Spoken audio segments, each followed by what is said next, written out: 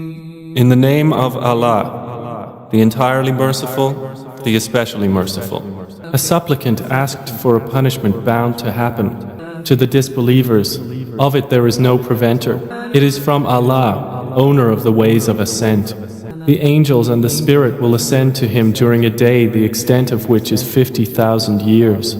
So be patient with gracious patience. Indeed, they see it as distant, but we see it as near. On the day, the sky will be like murky oil, and the mountains will be like wool, and no friend will ask anything of a friend. They will be shown each other.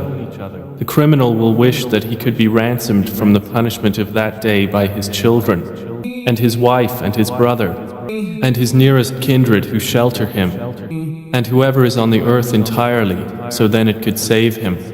No, indeed it is the flame of hell, a remover of exteriors.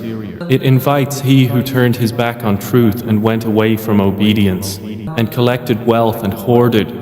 Indeed, mankind was created anxious, when evil touches him impatient, and when good touches him withholding of it, except the observers of prayer, those who are constant in their prayer, and those within whose wealth is a known right, for the petitioner and the deprived, and those who believe in the day of recompense, and those who are fearful of the punishment of their Lord. Indeed, the punishment of their Lord is not that from which one is safe. And those who guard their private parts, except from their wives or those their right hands possess, for indeed they are not to be blamed. But whoever seeks beyond that, then they are the transgressors.